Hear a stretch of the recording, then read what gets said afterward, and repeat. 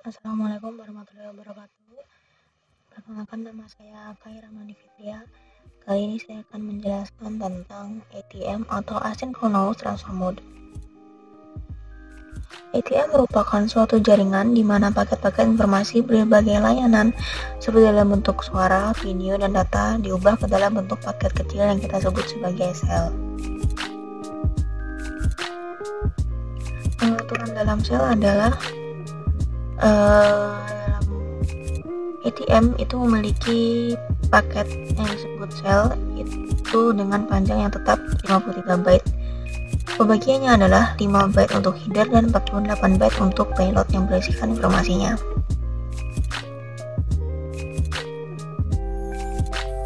Sebelum adanya ATM, terdapat beberapa permasalahan dalam proses pengiriman datanya. Jadi sebelum adanya ATM itu ada permasalahan frame network, di mana komunikasi data pada lapisan data link itu dasarnya pada frame switching. Nah, protokol yang berbeda-beda itu menggunakan frame yang ukuran dan kerumitannya itu berbeda, sehingga pada jaringan yang lebih kompleks, informasi yang akan dikirimkan yang harus diangkut yang ada dalam header itu menjadi lebih banyak, sehingga dalam header itu kan ukurannya menjadi lebih besar, dan bahkan headernya itu berukuran lebih besar dibandingkan dengan payload atau datanya. Kemudian ada permasalahan yaitu large data fields. Jadi beberapa protokol telah memperbesar ukuran unitnya untuk pengiriman per unit datanya. Kemudian penggunaan headernya memang lebih efisien, sehingga mengirimkan lebih banyak data dengan ukuran header yang sama. Tapi dalam bidang data yang seperti ini akan menghasilkan pemborosan. Jika banyak informasinya itu tidak sesuai dengan penyediaan slot untuk informasinya, itu bidang tersebut akan tidak terpakai. Sehingga untuk meningkatkan pemanfaatannya, beberapa protokol ini menyediakan ukuran bingkai bervariasi dengan variabel pada usernya. Kemudian permasalahan mixed network traffic. Variasi dalam ukuran frame-nya itu kan akan membuat lalu lintas pengiriman data menjadi tidak dapat terprediksi. Kinerja internetnya di antara jaringan frame paling lambat dan mahal, dan tidak mungkin yang paling buruk. Masalah yang lainnya itu seperti pengiriman data rate yang konsisten ketika ukuran frame-nya tidak dapat diprediksi dan dapat sangat bervariasi. Dari ketiga permasalahan di atas, maka dapat diselesaikan dengan adanya metode penanganan ATM. Beberapa karakteristik ATM yaitu pada jaringan seluler. Jadi karena banyak masalah yang terkait dengan kinerja internet frame, kita selesaikan dengan mengadopsi konsep yang disebut dengan jaringan sel.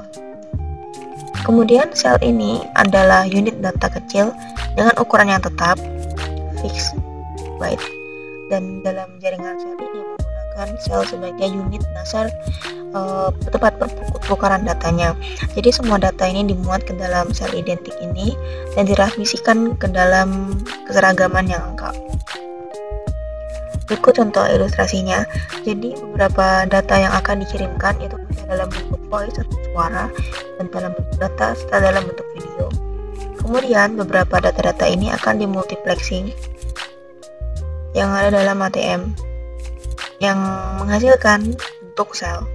Sel ini berbentuk sepanjang 53 bytes. Dengan susunan antara perbagian voice, data, dan video telah diatur sesuai jalur masing-masingnya. Ini contoh sel yang akan dikirimkan yang berisi informasi.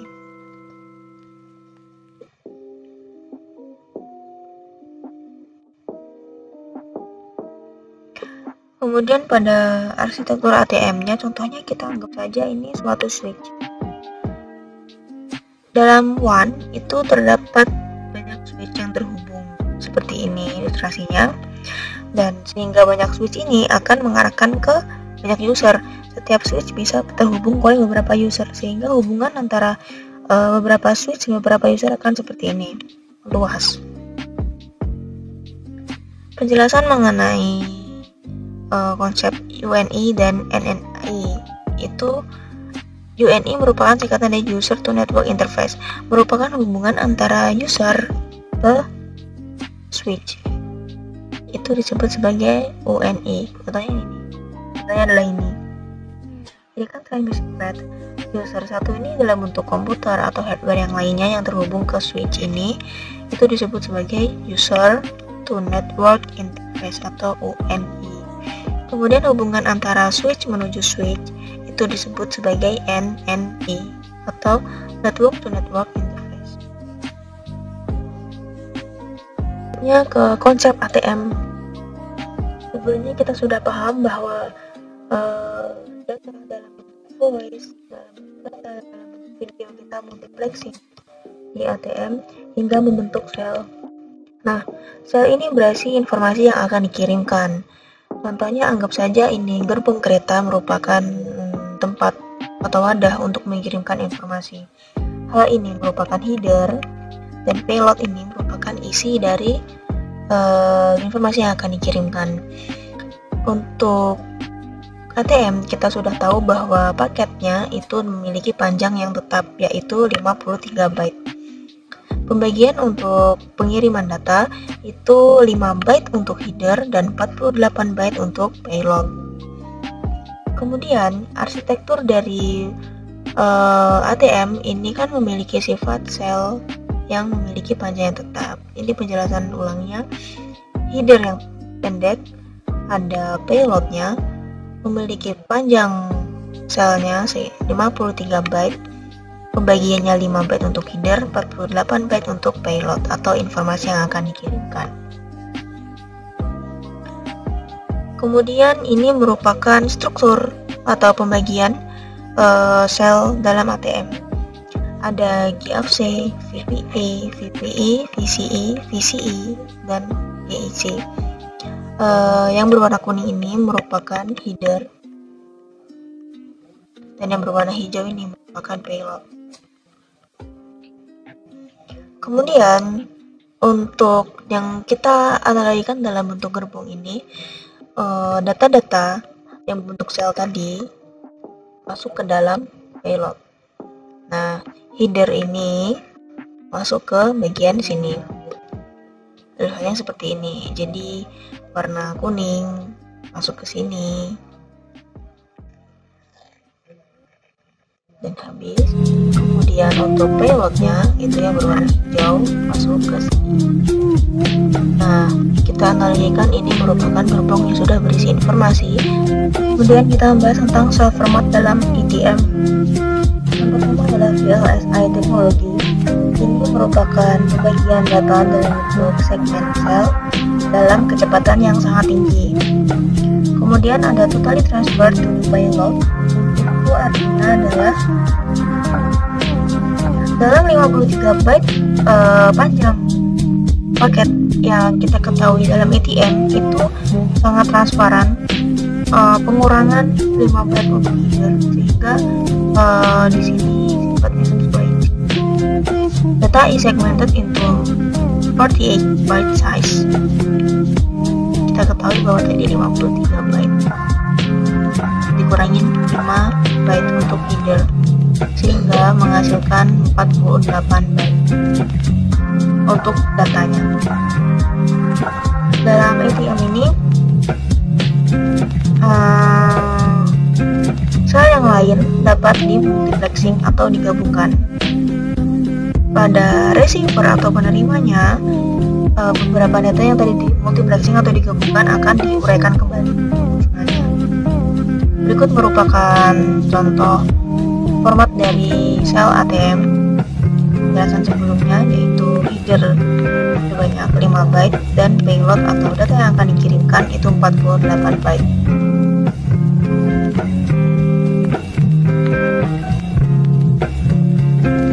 Kita ketahui bahwa sel dalam ATM itu memiliki standar panjangnya sekitar 53 byte. Contoh pembagiannya adalah sebagai berikut. Ini paket data yang akan dikirimkan. Ada destination address, ada source address, ada data, dan frame check. Dan ini selnya itu 53 byte. Nah, Di sini 5 byte untuk header dan payloadnya itu 48 byte. Kemudian untuk menuju ke source address atau sel yang lainnya, kita masuk ke header lagi. Headernya 5 byte dan payloadnya itu 48 byte. Kemudian masuk ke dalam data, file datanya itu dalam sel yang baru lagi dengan header baginya 5 byte seperti biasanya dan sisanya sebagai payload 48 byte. Kemudian ada cell frame check yang berisi tentang header itu 5 byte dan payloadnya 48 byte.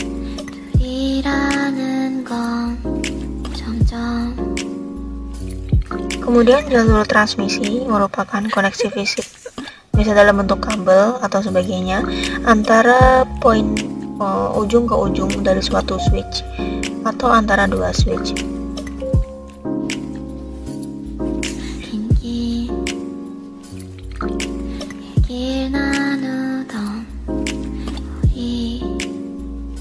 Dalam jalur transmisi yang ada dalam ATM itu dibagi menjadi beberapa jalur virtualnya. Jadi contohnya adalah jalur transmisi itu bagian pertamanya merupakan VP atau virtual pad. Dia akan menyediakan koneksi atau sungguhan koneksi antara dua switch. Nah, jaringan sel dan sirkuit virtual atau VC, virtual circuit, semuanya selnya termasuk ke dalam satu pesan mengikuti sirkuit virtual yang sama dalam bentuk urutan yang aslinya sehingga mencapai penerimanya. Berikut ini contoh jalur transmisi, yakni transmission pad mengandung VP atau virtual pad. Dalam virtual pad itu masih mengandung beberapa VC atau virtual channel.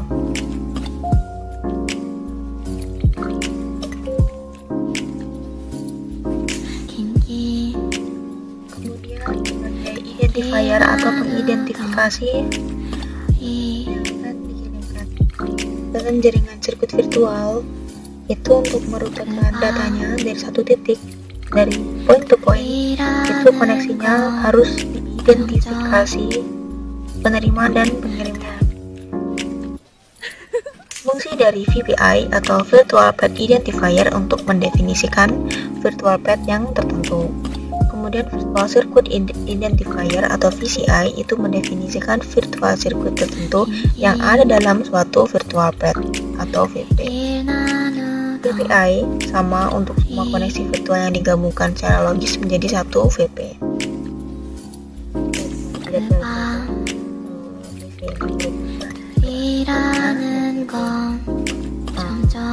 Bukan yang berisi beberapa VC atau virtual circuit. Ini transmission padnya, ini VP dan ini VC.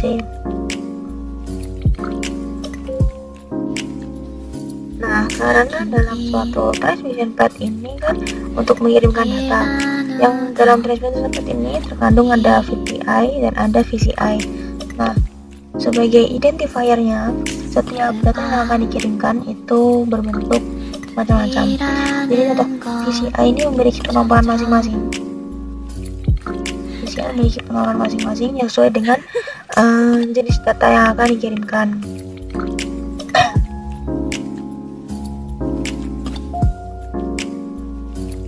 Panjang dari identifier. Panjang VPI itu 8 bit pada saat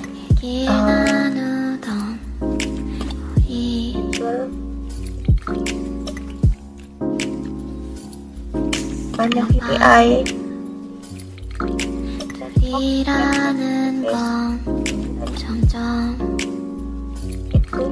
11 bit. Durasi VCI akan tetap sama di user interface dan network to network interface, yaitu 16 bit.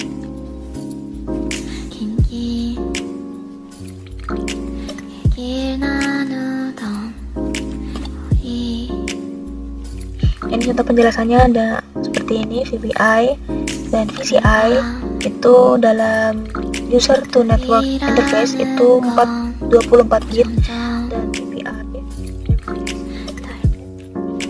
interface itu 24 bit. Kemudian penjelasan mengenai header dalam sel ATM.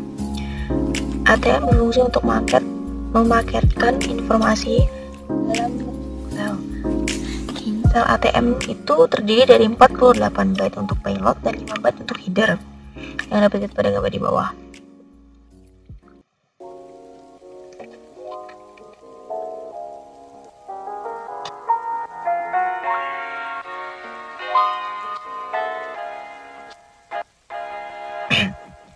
Dalam payload ini berisi informasi dan dalam header ini untuk identifikasi alamatnya.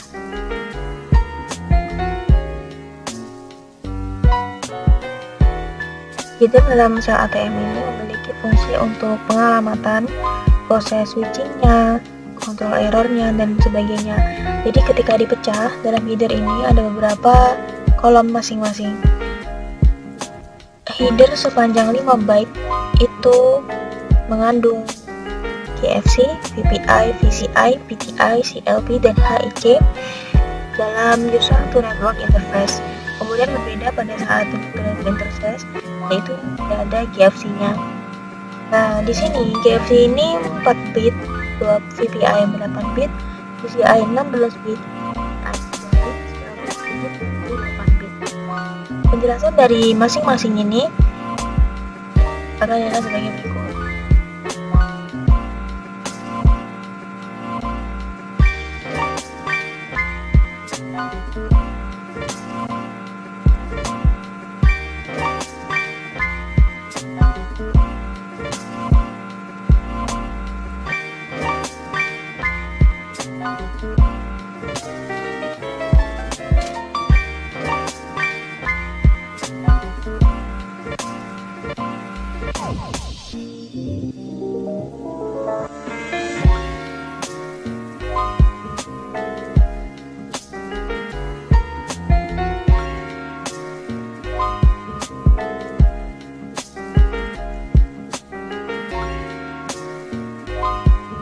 Dalam bentuk sel user to network interface itu ada GFC, VPI, VCI, VT, CLP, dan HIC. Penjelasan masing-masingnya adalah GFC. GFC ini merupakan singkatan dari Generic Flow Control dengan panjang 4 bit. Kolom GFC ini berfungsi untuk menyediakan fungsi lokal seperti mengidentifikasi beberapa stasiun yang berbagi satu interface dalam ATM.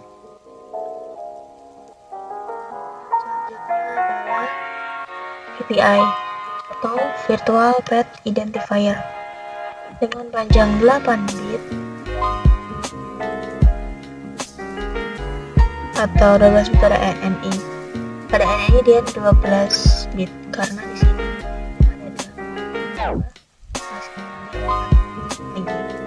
di sini hanya 4 ditambah 4. Jadi dalam user to network itu ada 8 dan user to network ada 8. Dalam network to network ada 12. Virtual path ini berfungsi untuk mengidentifikasi rangkaian virtualnya. Dengan VPI ini akan bekerja dengan VCI atau Virtual Circuit Identifier.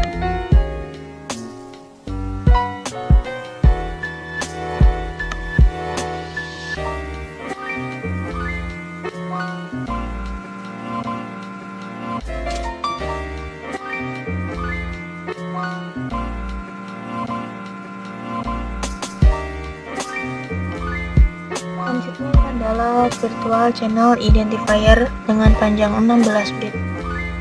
Ini adalah Virtual Channel Identifier.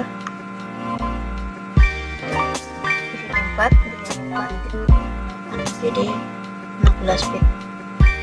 Pada Virtual Channel Identifier ini berfungsi untuk mengenal jalur virtualnya atau VPI untuk mengidentifikasi virtual circuit mana pada sel yang akan diarahkan saat melewati jalur ATM-nya. Kemudian ada kolom PT.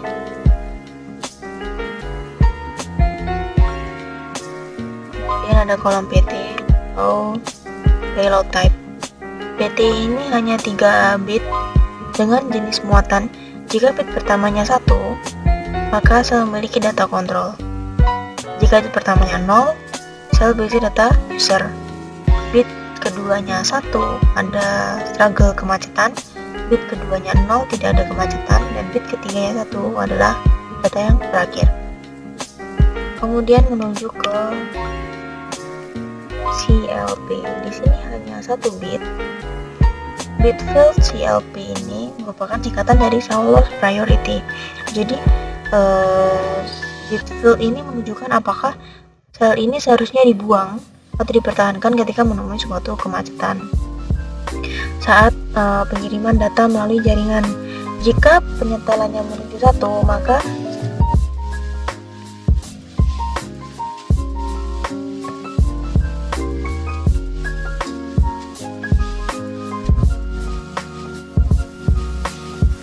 contohnya adalah suatu paket data. Di sini ada data video dengan identifier 25, ada data voice dengan identifier 32. Dia masuk ke dalam switch, terhubung ke dalam switch ATM ini dengan identifier 25 dan 32. Kemudian ada data masuk, yaitu data dengan identifier 32 dan video dengan identifier 61 yang masuk ke dalam ATM switch dengan identifier 32 dan 61. Kemudian ke bagian 25 ini N.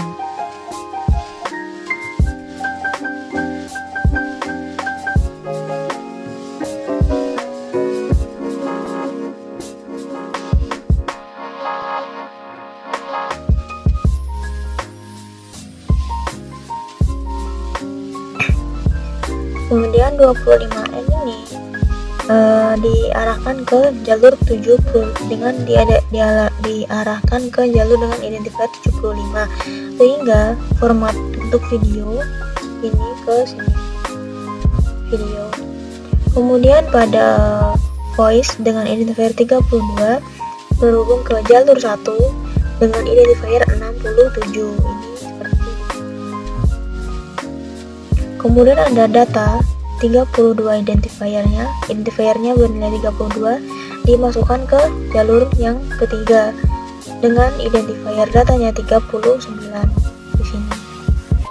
Kemudian ada video dengan identifier 61 dimasukkan ke dalam ATM switch akan menuju ke jalur 2. Dalam jalur 2 dia akan memiliki identifier 67 yaitu contoh mekanisme switching dalam ATM agar pengiriman data tetap terus berjalan.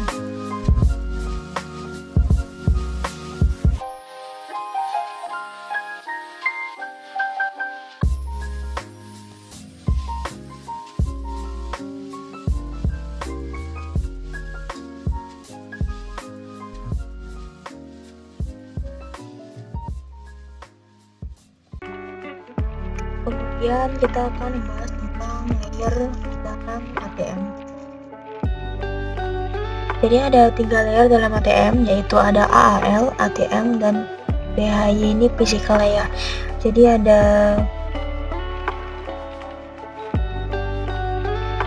ATM adaptation layer, ada ATM layernya, dan ada physical layer. Penjelasannya adalah sebagai berikut. User information atau informasi dari user itu akan melewati AL dulu dengan tujuan untuk pengadaptasian data yang akan dikirimkan. Kemudian dari AAL akan dilanjutkan ke ATM layer. Dalam ATM layer ini akan berlaku beberapa proses yang lebih rumit atau lebih kompleks seperti multiplexing dan switchingnya. Kemudian hasil dari pengolahan data di ATM akan dilanjutkan ke physical layer atau layer fisiknya. Jadi referensi dalam ATM ini adalah N system, itu ada AL-nya. Kemudian proses yang daripada ATM dan physical layer itu masuk ke network.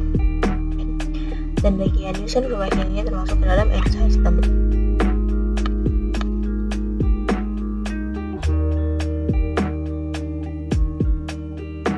Penjelasan mengenai lebih rincinya adalah sebagai berikut. Ini physical layer. Physical layer atau lapisan fisik ini memiliki 4 fungsi, yaitu mengubah dalam menjadi bit, mengontrol transmisi dan penerimaan bit, menentukan beta sel, dan mengagetkan sel ke dalam jenis frame yang sesuai. Nah, di sini physical layer dapat diberikan seperti ini. Kemudian adalah ATM layer. Lapisan ATM ini merupakan lapisan inti dari proses protokol dalam ATM. Dikarenakan semua fungsi-fungsi yang penting itu ada di ATM layer. Pada ATM layer, dia akan mengubah deretan sel yang berasal dari beberapa komponen dalam satu saluran sel tadi. Nah, ATM layer ini menerima 48 bit payload dan 5 byte header untuk datanya, sehingga total dari muatan suatu sel dalam ATM adalah 53 byte. Dalam ATM layer juga berfungsi sebagai proses switching antar ATM-nya seperti yang dijelaskan pada gambar sebelumnya.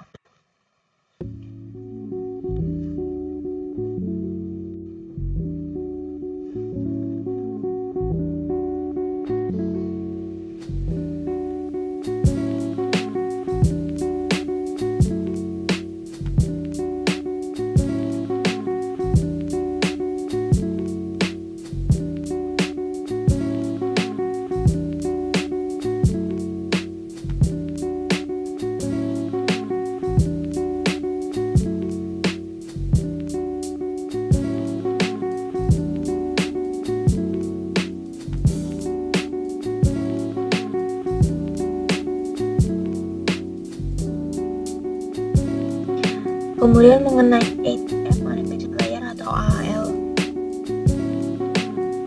AL ini memiliki fungsi untuk dan memetakan kembali ke dalam yang bentuk yang disediakan oleh lapis yang ada di bawahnya atau layar yang ada di bawahnya. Jadi AL itu ada 5 jenis, 1, 2, 3, 4 atau 5. Nah, dengan fungsinya masing-masing. ATM Adaptation Layer 1 atau AL1 untuk aplikasi bitrate yang konstan. Data yang dikirimkan ditransmisikan dengan rate yang konstan. ATL1 memiliki pengiriman data dengan waktu yang sensitif.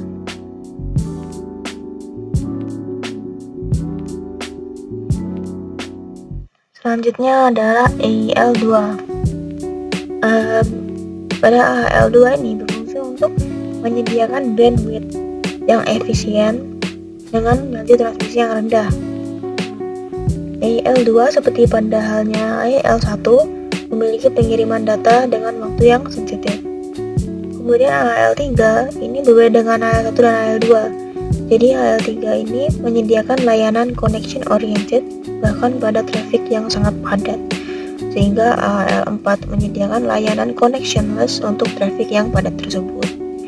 Kemudian AL5 atau ATM Adaptation Layer 5 memiliki kemampuan yang sama seperti halnya 3 dan 4, namun kelebihan dari AL5 ini lebih efisien penggunaannya dibandingkan dengan AL3 dan AL4.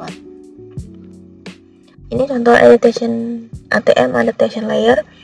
Jadi ini ada beberapa bentuk data, ada voice, ada video, dan ada data.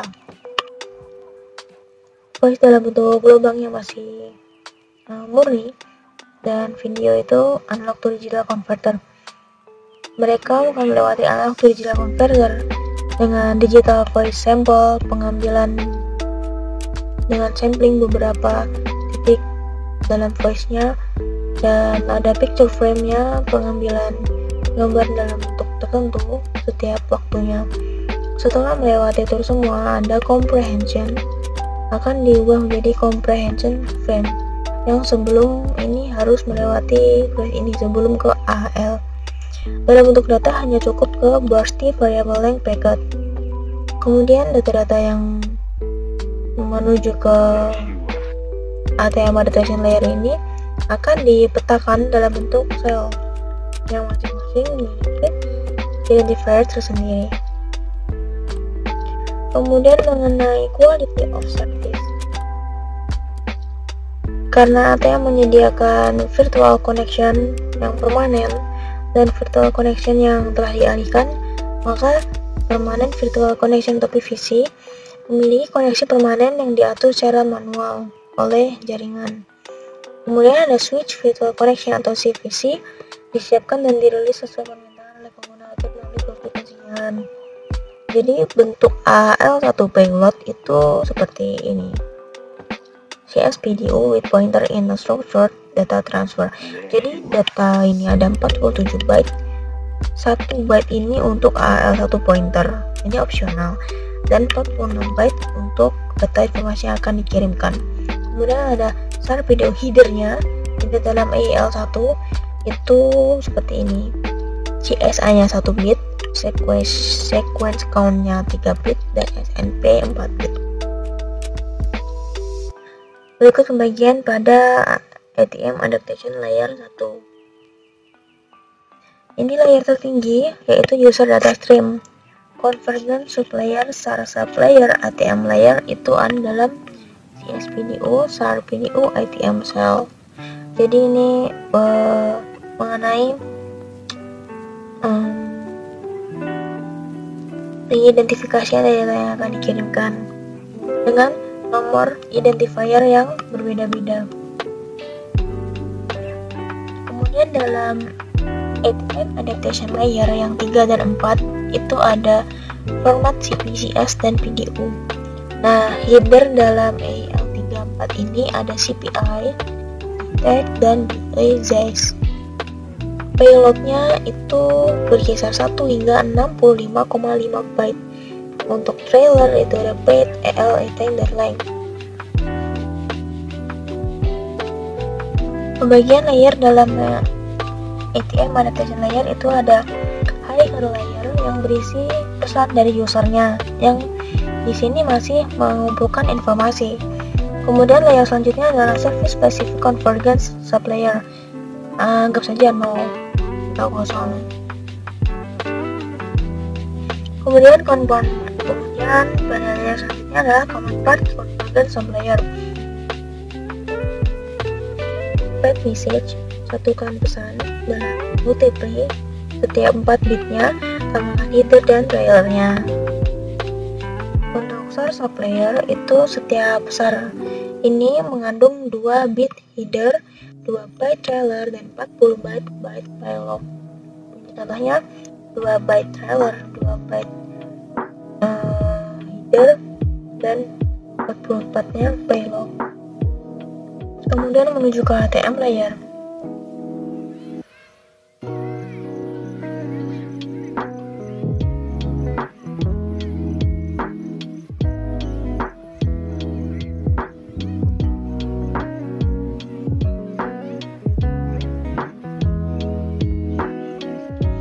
Kemudian mengenai kategori layanan dalam ATM itu ada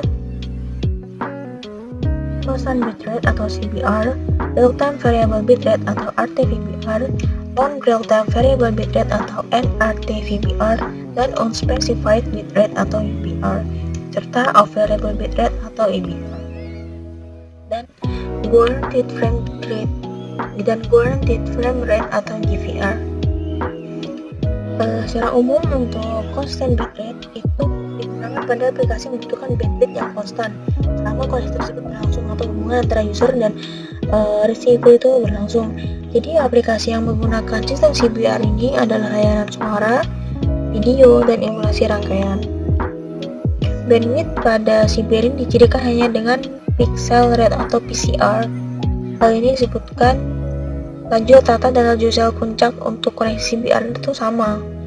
Karena masalah delay dan jitter pada aplikasi ini sangat penting, parameter CDV atau CTD ini digunakan.